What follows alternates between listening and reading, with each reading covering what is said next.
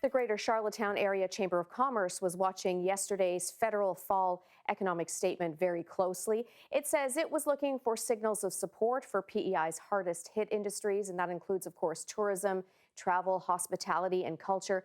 So let's find out if Ottawa delivered so far. Anyway, Penny Walsh-McGuire is the CEO of the Chamber of Commerce and joins me now. So what details did you welcome in yesterday's update? Did it deliver for you? Well, as you mentioned, Louise, we were looking for really tailored and targeted approaches for some of our hardest hit sectors: tourism, hospitality, travel industry, arts and culture, and some retail. So I think there were some positive signals in there. This wasn't a budget update, but it did provide and reveal, I guess, what is to come in budget 2021. So we saw some positive things there that will help both keep Islanders employed. For example, the wage subsidy, which is being increased to 75%, noting that in the previous iteration, businesses had to have a reduction of 30%. They will require a 75% reduction this time, but we're pleased to see that extension until June. There was also assistance or a program to help businesses, accessing financing, which can be challenging. So there was a targeted approach for hardest hit industries, funding, or I should say loans, low interest loans backed by the government, up to $1 million. So that was certainly welcome as well. We also saw the extension of the rent subsidy into March, and also the extension of the CBA as well, the business loans program. So lots of extensions of programs, but what was missing in your opinion? Was there anything that you really wanted to see that wasn't there?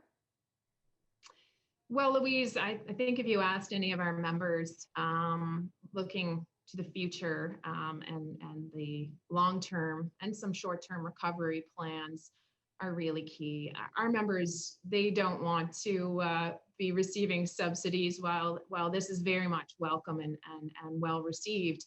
And when we get through this, and we will get through this together, businesses want to get back on their feet, earning their own revenues. So we will be looking in the full budget announcement for some more details on a long-term recovery strategy for our country, and how that will trickle down to the provinces and our communities.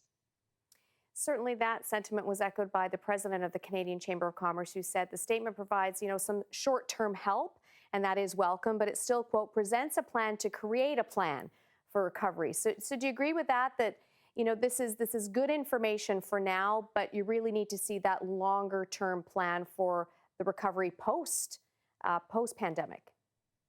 Well, there's a number of levers that government can look at as they start to plan for our recovery.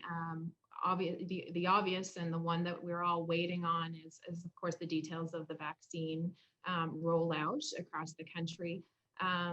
But we know that there's still a lot of uncertainty for the future, for our tourism industry and what the summer of 2021 will bring. So we're hoping that as we move into the budget time and the federal government reveals more detail, that will reveal a little bit more concrete supports or concrete efforts around long-term recovery for the Canadian economy. And how is the Buy Local campaign going so far? I see the poster over your shoulder there. Given that the bubble is closed, so fewer visitors certainly spending their money on PEI right now. Yes, so with the closing of the bursting, I guess, of the Atlantic bubble, we know that Islanders have choices of where they spend their money still, and that is they could spend it online with larger retailers, or they can spend it right here in our community. So working with the 5 other chambers across the country, we launched the Love Local PEI program right across our province to really remind Islanders of how important it is to put your money where your heart is, and also just to showcase the products and services and the entrepreneurs behind those local businesses. So far it's going great, and we're getting lots of good feedback. And I know I'm checking off my Christmas list with all the options available through our local businesses. Thank you so much for your time. I appreciate your insight on the economic statement and also on the campaign locally. Thanks, Penny.